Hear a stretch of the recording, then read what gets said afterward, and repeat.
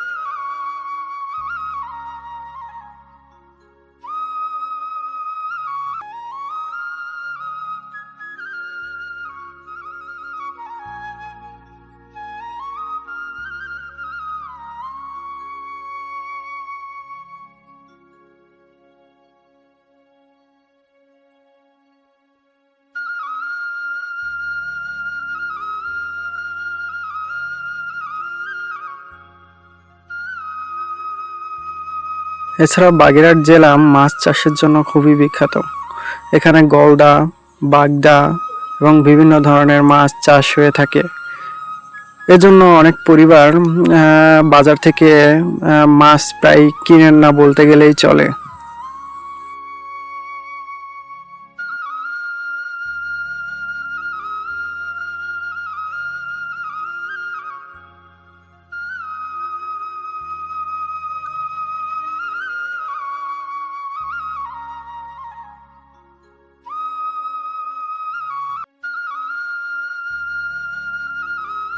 পান, সুপারি, নারকেল এদিক থেকেও বাগেরহাট জেলা খুবই পরিচিত। বাগেরহাট জেলার পান সারা বাংলাদেশে অনেক জায়গায় পরিচিত। এখানকার মামারা অধিকাংশই তারা পান চাষ করে থাকেন এবং নিজেরাই পান তুলে বাজারে বিক্রি করেন। তো ঐতিহ্যের সাথে তাল মিলিয়ে অনেক মামারাই এই বাজারে আসতেন পান বিক্রি করার জন্য, কিন্তু যুগের সাথে তাল মিলিয়ে তার সংখ্যাটা খুবই কমে গেছে। নাশখালী বাজার শনিবার এবং মঙ্গলবার সপ্তাহে 2 দিন বসে থাকে। অনেক দূর দূরান্ত থেকে মানুষ আসে এই বাজার থেকে বাজার করতে। কিন্তু যুগের সাথে তাল মিলিয়ে অনেক জায়গায় বাজার হওয়াতে এই বাজারে লোক সংখ্যা খুবই কমে গেছে। বাজারটির বয়স প্রায় 60 বছরেরও বেশি ঊর্ধ্বে। অনেক মামারাই আসতেন এই বাজারে ব্যবসা করার জন্য, অনেক দূর দূরান্ত থেকে আসতেন। কিন্তু যুগের সাথে তাল মিলিয়ে এখনো অনেক মামাকে দেখাই যায় না সেই ছোটবেলা থেকে যাদেরকে দেখে আসতাম। তবে এখনো এই বাজারে অনেকে আছেন যারা এখনো 30 বছর, 40 বছর, এমনকি 50 বছর ধরে ব্যবসা করতেছেন। হয়তো অনেক মামারাই এখন বেঁচে নেই বা হয়তো বার্ধক্যে পড়ে গেছেন বয়সের ভারে। একটা সময় যখন ছোট ছিলাম তখন নানার হাত ধরে এই বাজারে আসতাম। কত স্মৃতি, কত ভালোবাসা জড়িয়ে ছিল, কত আবেগ। ঠিক তখনকার সময় যে বাজারটি ছিল এখন অনেক পরিবর্তন হয়ে গিয়েছে, কারণ এখন যুগের সাথে তাল মিলিয়ে হয়তো সেই চিরচেনা বাজার আগের মতো নেই।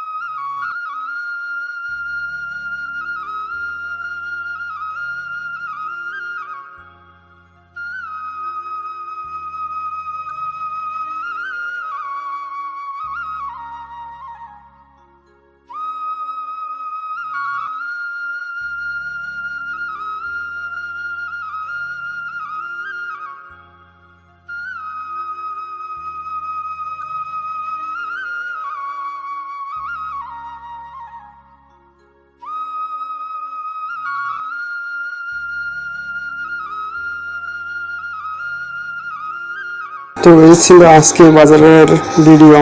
যতটুকু পেরেছি ততটুকুই আপনাদের মাঝে তুলে ধরেছি। দেখা হবে অন্য কোনো ভিডিওতে। খোদা হাফেজ।